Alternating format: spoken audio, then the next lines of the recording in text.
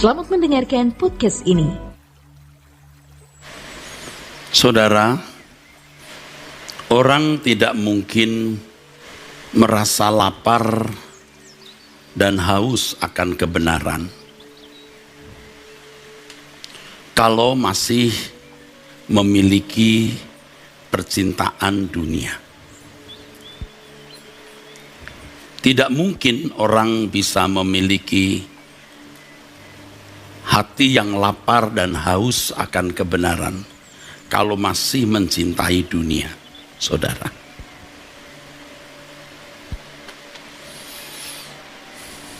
Haus dan lapar akan kebenaran pada dasarnya adalah kerinduan atau keinginan untuk mengenal Tuhan supaya bisa memiliki Tuhan dan dimiliki Tuhan, hidup dalam persekutuan dengan Tuhan secara benar, menempatkan diri di hadapan Tuhan secara benar, dan menempatkan Tuhan di tempat yang mulia. Bicara mengenai kehausan dan kelaparan firman Tuhan, saudara. Ini maksud saya bicara mengenai lapar dan haus, itu bicara mengenai kehidupan. Ya, ini bukan sekedar hobi, saudara, tetapi sudah menyangkut kehidupan. Bicara lapar dan haus, itu bicara mengenai hal yang prinsip dalam hidup. Ya, orang tidak mati, tidak mandi 2 bulan, saudara. Tapi kalau tidak makan 30-40 hari sama sekali, ya mati. Jadi ini hal yang prinsip. Haus dan lapar akan kebenaran ini prinsip menyangkut kehidupan kekal. Kalau fisik kita menyangkut kehidupan jasmani. Orang tidak makan, tidak minum dalam waktu tertentu, mati fisiknya. Tetapi kalau tidak haus dan lapar akan kebenaran, tidak makan, mati dalam kekekalan. Jadi kita harus tahu ada kematian fisik, ada kematian kedua, itu api kekal.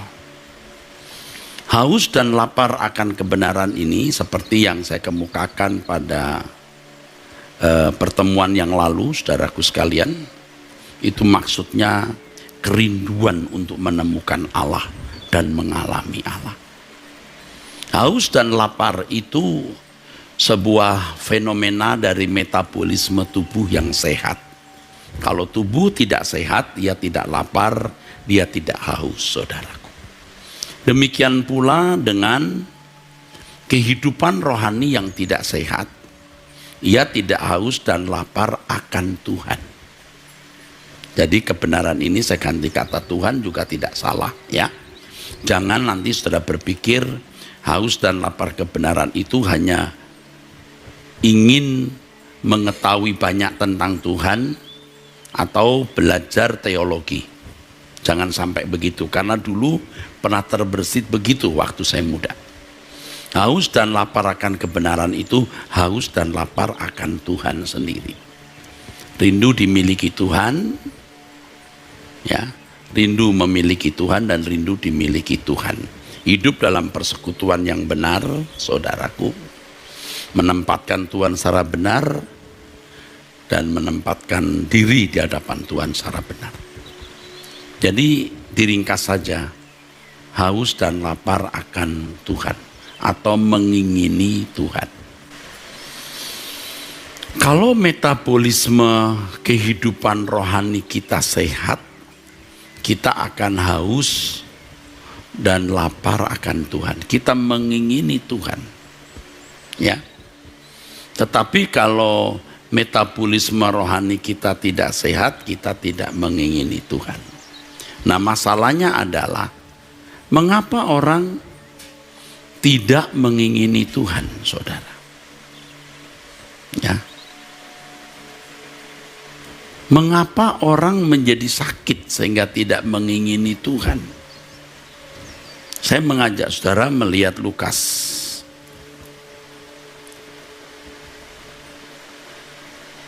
Di dalam Lukas pasal 16, saudara. Jadi berbahagialah orang yang haus dan lapar akan kebenaran, mereka akan dipuaskan. Ya. Kelihatannya tidak terkait dengan Lukas 16 ayat yang ke-11. Tetapi saudara perhatikan ini terkait.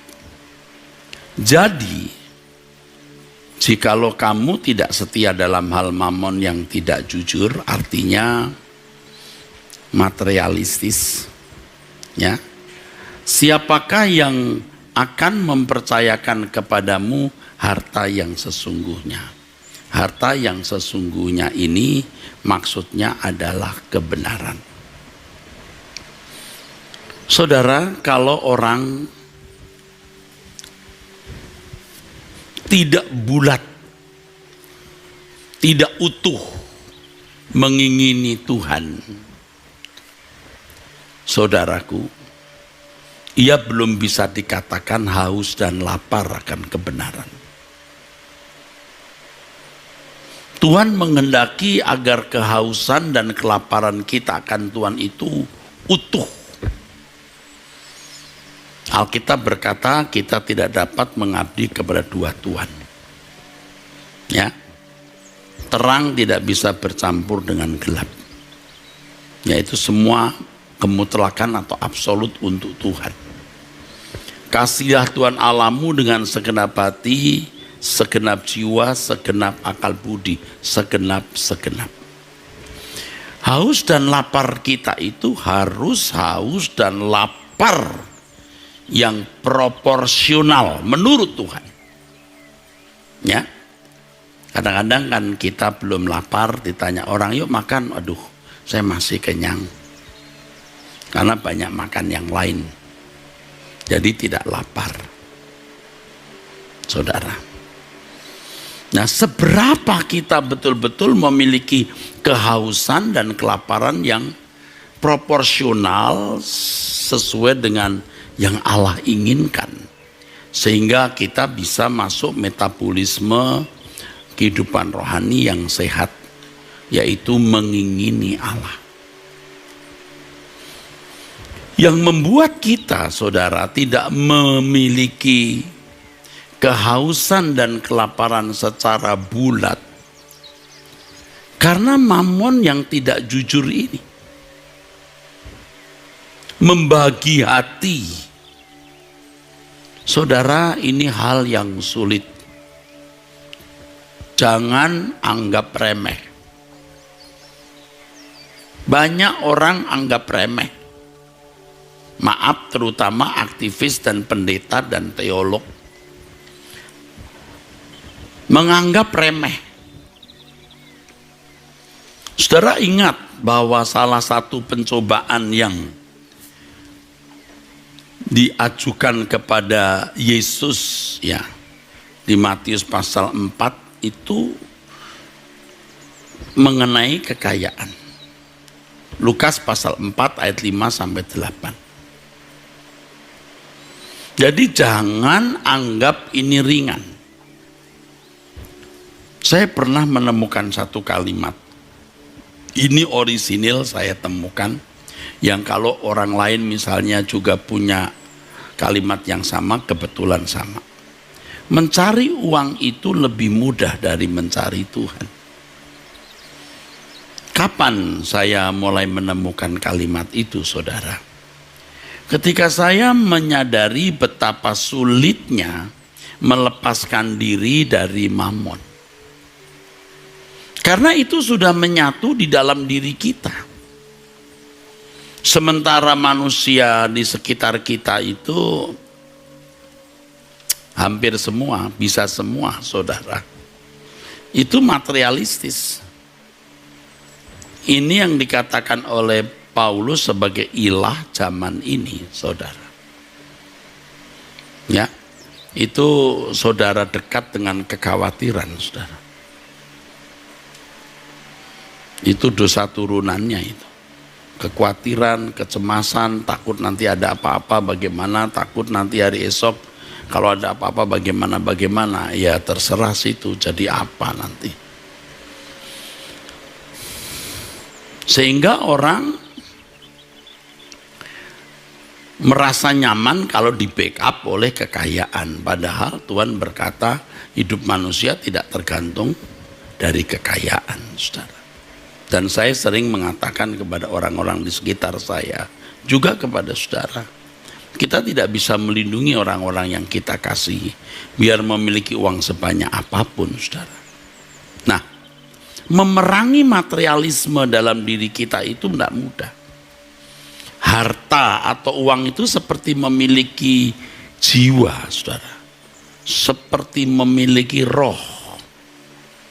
Dan kalau orang sudah kerasukan itu, saudara, tidak gampang lepas. Ngusir setan secara pengusiran atau eksorsisme itu mudah.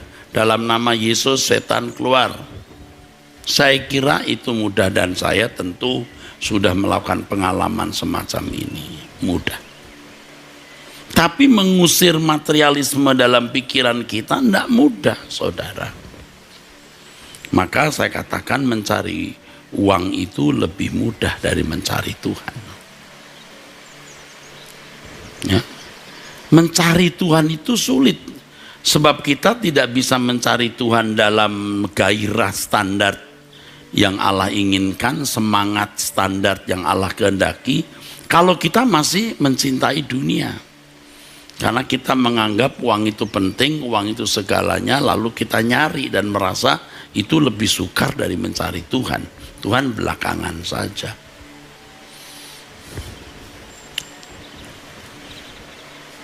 Nah, ini dibutuhkan kejujuran, saudara. Butuh kejujuran, ya. Kalau di rekening kita angka nolnya ngelinding banyak, lebih sejuk, ya, lebih teduh. Kalau nolnya yang ngelinding 5, wah berat. Ya kan? Apalagi kalau sudah punya uang banyak begitu ya, besar belasan miliar misalnya, lalu rekeningnya hanya 150 juta gitu. Itu rasa bukan uang.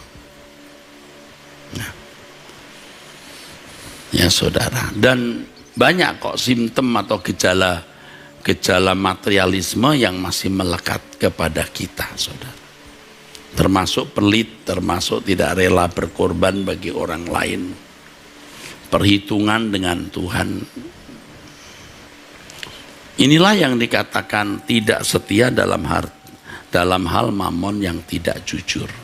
Mamon yang tidak jujur artinya mamon yang tidak bisa dipercayai atau curang. Uang itu memiliki kekuatan yang besar ya, powerful ya saudara. Tapi begitu mati tidak ada artinya. Ternyata nipu. Nah, banyak orang tertipu, lebih merasa membutuhkan harta daripada Tuhan. Saya tidak katakan salah kalau saudara bekerja keras ya. Kita memang harus bekerja keras mencari nafkah, saudara. Tetapi kalau itu didorong oleh kekhawatiran, kecemasan, saudaraku, sehingga kita merasa membutuhkan uang itu lebih dari membutuhkan Tuhan, atau paling tidak hati kita tidak bulat, tidak utuh, lapar dan haus akan kebenaran, ya kita tidak akan bisa dicukupi oleh Tuhan. Sebab hanya orang yang haus dan lapar akan kebenaran yang dipuaskan. Masalahnya seberapa intensitas kelaparan, kehausan itu, saudara. Ya. Tidak ada orang sehat membutuhkan tabib, hanya orang sakit yang membutuhkan tabib. Sekarang masalahnya seberapa sakit yang disadari orang itu. Kalau dia tidak menyadari bahwa dia mengidapkan kerganas misalnya, ya dia masih rileks-rileks saja. Dia pikir itu masuk angin.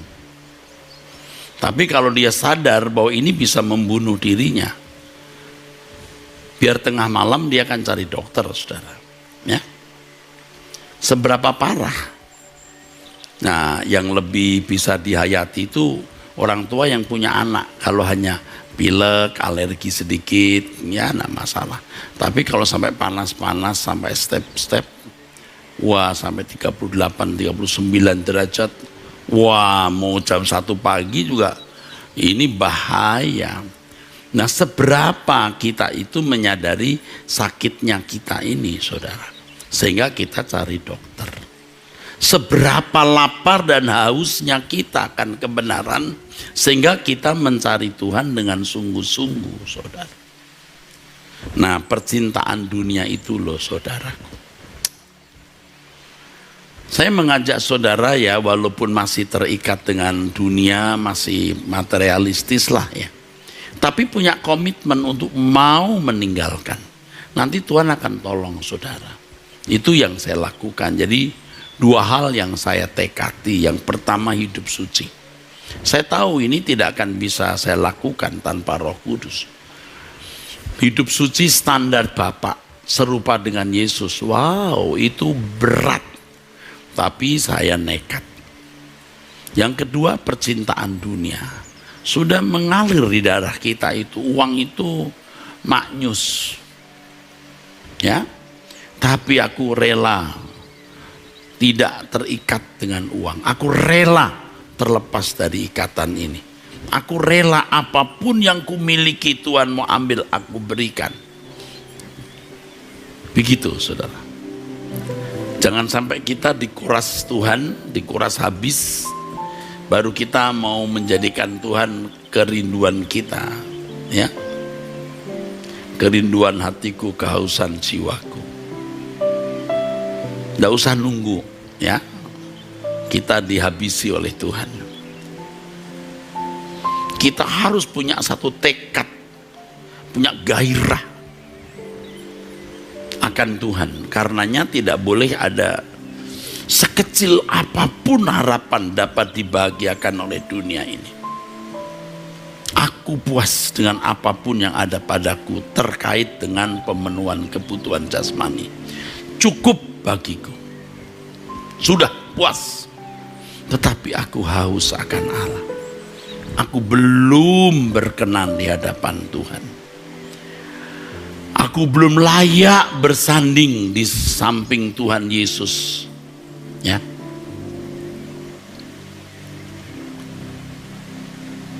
Jadi orang tidak akan haus dan lapar akan kebenaran kalau masih memiliki percintaan dunia. Ini awal khotbah saya sudah mengatakan ini, dan kemudian saya bicara, ya, menjelaskan hal ini kepada saudara-saudara. Orang kalau sampai bisa haus dan lapar akan kebenaran, mengingini Tuhan secara benar, secara proporsional, sesuai dengan kehausan kelaparan yang Allah kehendaki atau standar Tuhan, itu beruntung. Beruntung. Jangan sampai kehausan kelaparannya tertuju kepada yang lain. Seperti misalnya orang yang terikat dengan alkohol, tidak bisa hidup tanpa alkohol. Setiap hari mesti minum alkohol. Apalagi yang lebih serem lagi, narkoba. Tubuhnya nggak butuh narkoba. Tubuhnya butuh makan. Buah, sayur, ya, nasi, telur, ya kan. Jiwa kita itu nggak bisa diisi oleh perkara dunia, seperti orang goblok di Lukas 12 itu, orang kaya yang berkata, "Hai jiwaku banyak harta, tertimbun bertahun-tahun, bersenang-senanglah, beristirahatlah." Goblok. Jiwa kita tidak bisa diisi oleh dunia ini, maka mestinya orang menemukan rongga kosong dalam jiwanya. Makanya kalau sampai orang memiliki kehausan kelaparan yang proporsional, itu beruntung. Kekasih Tuhan gak akan mungkin ditinggalkan oleh Tuhan. Tuhan juga ditarik hatinya oleh orang-orang seperti ini, saudaraku. Makanya saya pernah mengatakan, ya, saudara pasti pernah mendengar dalam doa, Tuhan, aku takut kalau aku menoleh ke belakang. Aku takut kalau aku menoleh ke belakang. Sudah jalan sejauh ini, saat ku pulang menghadap Bapa, hanya Engkau yang ku miliki. Baru kita bisa memiliki kerinduan kehausan akan Allah. Enak, bener-bener enak, saudaraku. Kalau orang bisa memiliki kehausan, kelaparan akan Allah secara proporsional, itu luar biasa. Nah, tadi itu karena percintaan dunia yang dosa turunannya, kekhawatiran, kecemasan. Ini belum harga diri, prestis, ya. Kalau punya barang kan prestis, harga diri. Mengenakan pakaian bagus, arloji bagus. Ya. Kekhawatiran, kecemasan. Nah, takut ada apa-apa, maka uang harus banyak, ya. Mau terhormat, keren, maka uang harus banyak. Wah, ini lebih rusak.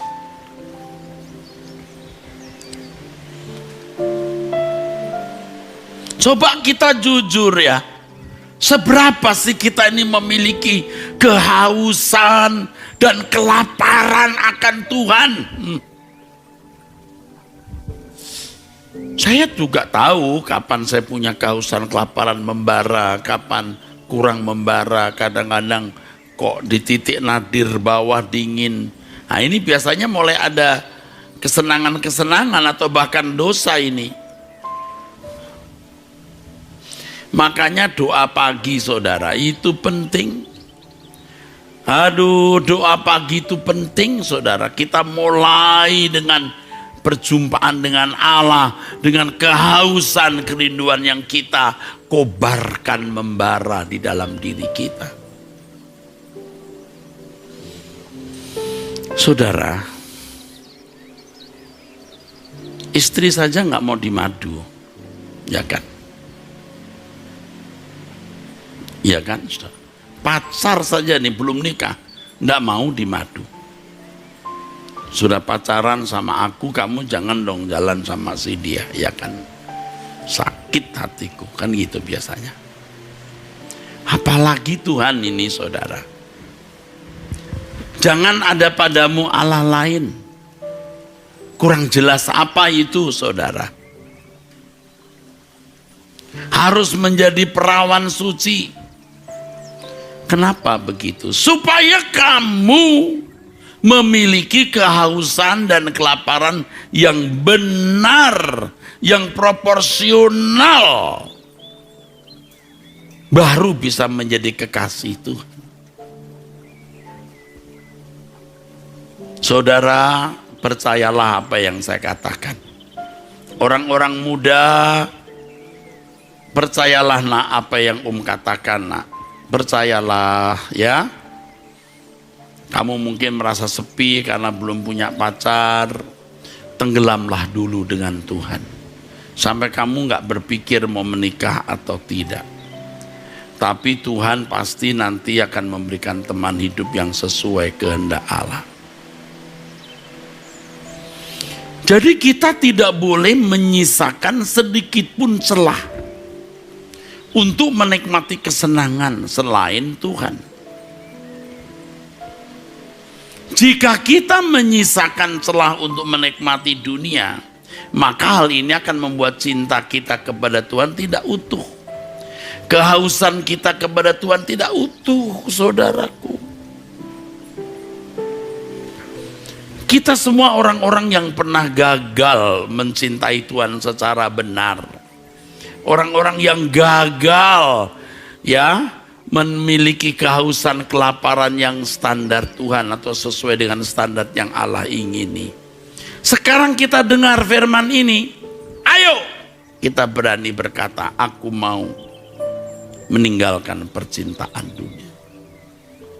Walaupun aku tidak mampu Tuhan, aku mau. Dan Roh Kudus pasti menolong kita. Iya, Tuhan, aku rela mengosongkan bejana. Dengan sadar kalau muncul kesenangan-kesenangan terhadap sesuatu yang kira-kira bisa membahayakan hubungan kita dengan Tuhan, wah, kita harus tinggalkan. Apapun, saudara. Dan perjuangan ini bukan perjuangan yang mudah. Maka kita harus sungguh-sungguh memperhatikan gerak pikiran kita. Kalau terarah kepada objek lain yang membuat kita kurang haus dan lapar akan Tuhan.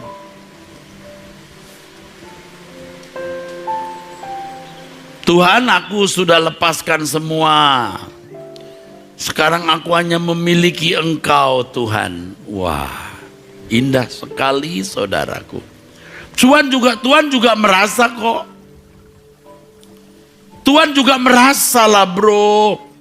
Tuhan juga tahu kita merindukan Dia dengan sungguh-sungguh. Itu berat loh, bisa begitu. Berat. Walaupun saya pendeta, wah, saya belajar di sini. Jatuh bangun, saudara.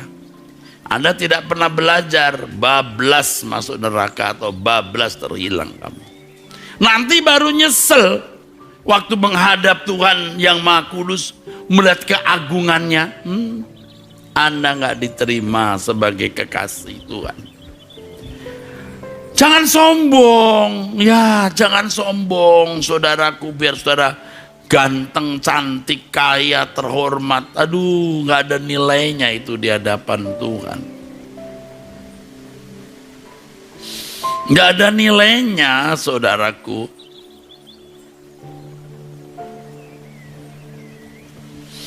Ketika kita meninggalkan semua kesenangan-kesenangan dunia, ini bukan berarti lalu kita tidak senang makan, tidak senang minum, tidak senang ngopi dengan teman. Ya kita nikmatilah itu. Tapi tidak terikat. Tidak terikat mesti ke mall begitu. Tapi ke mall juga. Ya ada maksud tertentu ke mall. Belanja atau ketemu teman atau ngopi. Indah kok. Tapi tidak terikat. Roh Kudus akan menolong kita ya saudara memahami dan memahami hal ini, saudaraku. Saat kita haus dan lapar akan kebenaran secara proporsional, kita menjadi fanatik dan sangat fanatik terhadap Tuhan. Iya, sangat fanatik.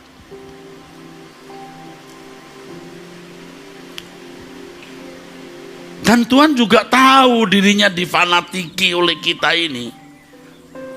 Kita fall in love, crazy loving, kita gila-gilaan, kasmaran kepada Tuhan. Tuhan juga berasa. Tapi dasar saudara ya, banyak yang masih bandel tuh. Dengar khotbah begini juga, ya nanti deh. You nyesel. Makanya kalau saya mengajak tiarap itu maksudnya periksa diri deh. Udah, aduh, janganlah mikir dunia ya saudaraku ya. Ucapan bahagia ini terkait dengan apa yang dikatakan oleh firman Tuhan. Orang yang mencari aku buat menemukan diriku. Mencari Tuhan itu seberapa kuat gairahnya. Mencari atau asal-asalan. Ya. Kalau Anda punya barang tertentu yang tidak bernilai, hilang, di mana ya? Lupa taruh ya sudah. Tapi kalau itu barang berharga, Anda akan cari lebih giat.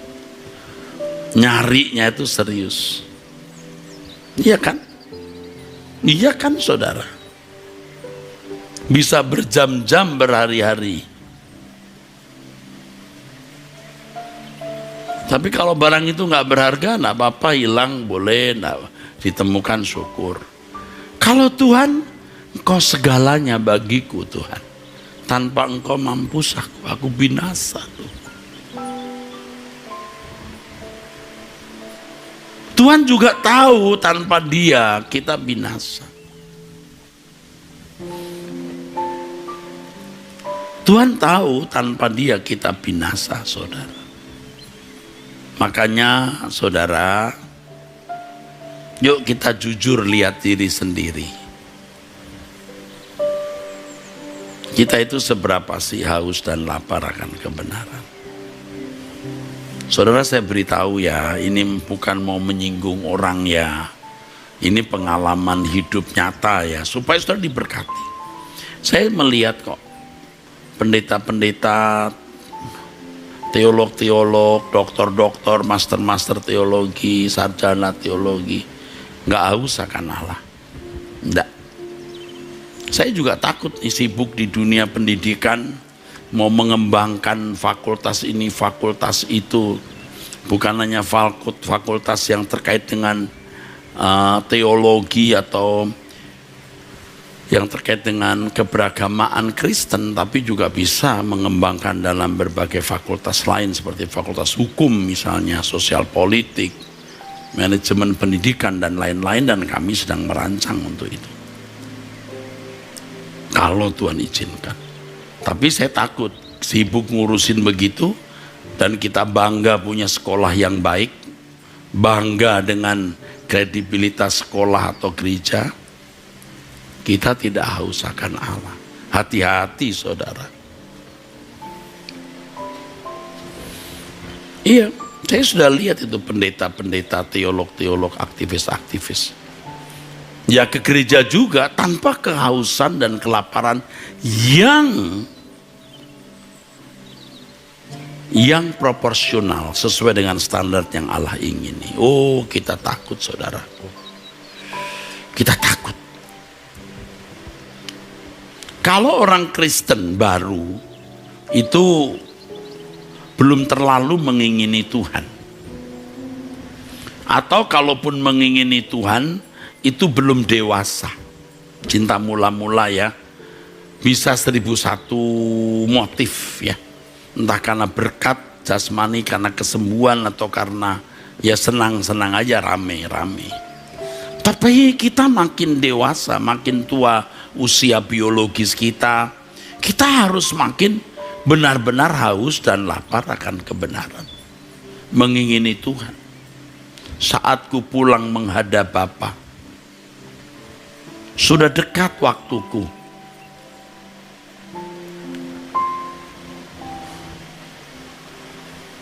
Perjalanan hidup kekristenan kita itu berlangsung secara terbatas.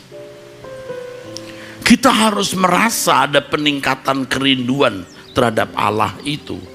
Peningkatan kehausan, kelaparan akan Tuhan. Sehingga baru kita berkata, bila ku boleh datang memandang wajah-Mu Tuhan. Jika suhu derajat kerinduan kita tidak memenuhi kuota yang Allah kehendaki, tidak proporsional sesuai dengan standar yang Allah ingini, kita tidak akan menemukan Dia, karena Allah itu absolut. Jelas tadi saya katakan, tidak boleh mengabdi kepada dua Tuhan. Jelas, kasihlah Tuhan Allahmu dengan segenap.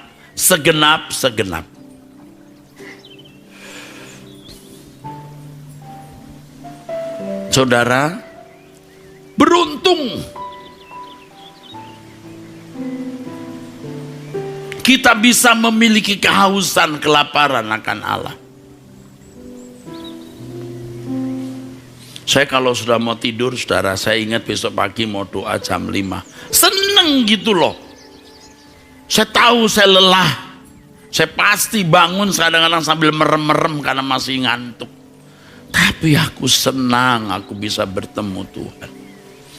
Dan saya juga uji diri saya, kalau saya meninggal dunia hari ini misalnya, siap enggak? Seneng enggak?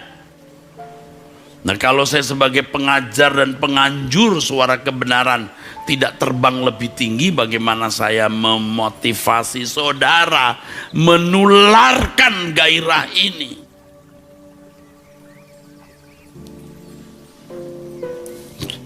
suhu atau derajat kerinduan kita akan Tuhan itu harus makin hari makin meningkat. Kalau ada dialog di dalam diri saya dialog di dalam diri saya, dialog begitu, maka dialog itu diantaranya berkata begini, lu gila Eras, lu nekat bener, Tuhan gak kelihatan, surga gak jelas, kau belum pernah ke surga kan, kok begitu sih kamu nekat bener. Lalu saya jawab, lalu saya mau milih apa? Manusia hidup itu kan hanya nunggu punya masalah, sakit, menjadi tua, mati. Mau apa? Lagi pula, makan enak nggak enak juga tergantung hati kok, bukan tergantung lidah saja. Tergantung suasana kok. Kita nggak usah makan mesti fine dining ke London sana. Kita makan di restoran biasa saja, enak, kita bersama orang-orang yang mengasihi Tuhan, ya, happy kita. Apa mau ngapain lagi? Mau enak apa? Dunia ini apa yang membuat kita bisa puas? Tadi sebelum khotbah saya bicara dengan sahabat-sahabat, banyak orang susah, ya, cari uang 5.000 saja susah, ya, makan susah, ya. Kadang-kadang orang sudah diberkati nggak terima kasih. Aduh, hidup tuh susah loh. Aduh, saya lihat orang dagang di pinggir jalan ya. Aduh, belum tentu sehari 2.000 dapat duit 20.000 gitu ya. Belum tentu ya, bersihnya gitu. 200.000 gitu. Kotornya belum tentu dapat. Aduh, kita juga bisa nggak seneng loh hidup. Kita naik mobil, kita bisa makan enak. Lihat orang susah, kita juga jadi terganggu, saudaraku. Makanya kita itu pengen banget untuk bisa berkarya bagi Tuhan, untuk semua orang. Pesan saya kepada Pendeta Johnny Kilapong ya, pada awal NTT terkena bencana, tolong lindungi orang-orang Muslim di sana, orang Muslim minoritas di Kupang, tolong kamu lindungi. Jangan mentang-mentang sesama Kristen kamu perhatikan, kepada orang non-Kristen kamu tidak pedulikan. Dan hari ini baru saya lihat tadi gambar pembagian itu kepada saudara-saudara kita yang pakai jilbab. Saya ngomong ini gak ada motif apa-apa, saudara. Iya. Kemarin di rumah kami ya ada 89 kira-kira keluarga yang prasejahtera ya. Betul. Di belakang rumah saya itu banyak 89, dan selama COVID kami sudah berulang-ulang memberikan sembako. Ini mau lebaran ya, saya bagi sembako. Saya mau happy. Kami selalu bagi 2 minggu sekali waktu COVID. Sekarang udah berapa bulan ini? Mungkin udah sebulan setengah ya. Oh enggak, bulan lalu saya memberi. Terus sebelum lebaran saya sengaja memberinya hari Rabu, lebarannya Kamis. Karena saya memberi beras 10 kilo, minyak, gula, dan lain-lain, mie instan dan lain-lain, dan sarung, dan satu lagi ayam. Ayam. Saya kasih ayam satu besar ini. Ayam ayam organik. Kebetulan keluarga kami ini punya usaha ayam organik. Ya, istri saya yang aktif di itu. Ada ayam organik, ada nila, ada lele, ada ayam petelur. Tapi kalau lele kan nggak mungkin lebaran makan lele kan. Jadi itu yang makan lele Wawan aja, Moses. Yang di sini para kameramen ini lele wis enak.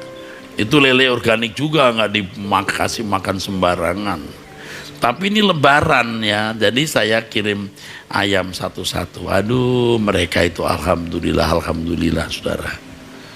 Nah itu hati kita senang. Kita itu sudah cukup makan, tapi kita nggak bahagia lihat orang susah. Saya cerita ini bukan mau tebar pesona. Itu kerjaan kita hari-hari kok. Dalam waktu beberapa minggu kita selalu memberi itu. Ya. Yang prasejahtera lempan 9, tapi sekarang tambah terus yang daftar. Piye ini?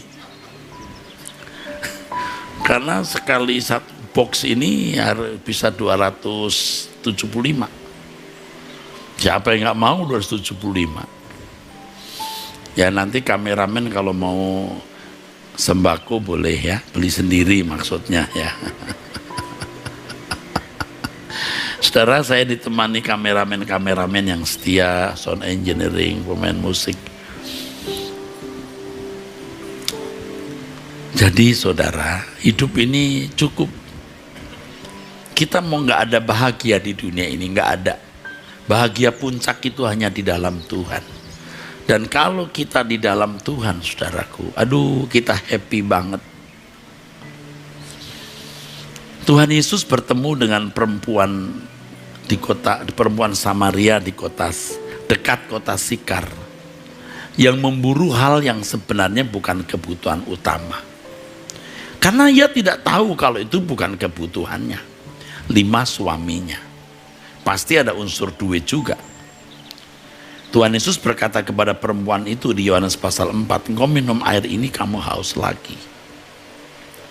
Tapi kalau kau kuberi minum, kamu tidak haus lagi. Nah kita orang Kristen harus bisa mengalami nikmatnya air itu. Tuhan sendiri, persekutuan dengan Tuhan, keindahan dalam keintiman dengan Tuhan, itu luar biasa. Sehingga kita berkata, Tuhan, aku hanya membutuhkan Engkau. Sekalipun dagingku dan hatiku habis lenyap, gunung batuku dan bagianku tetaplah Allah. Bapak Ibu mungkin banyak yang hidup di dalam kesulitan, kegagalan, kekecewaan dan lain-lain. Haus dan laparlah akan kebenaran. Jangan menoleh ke belakang.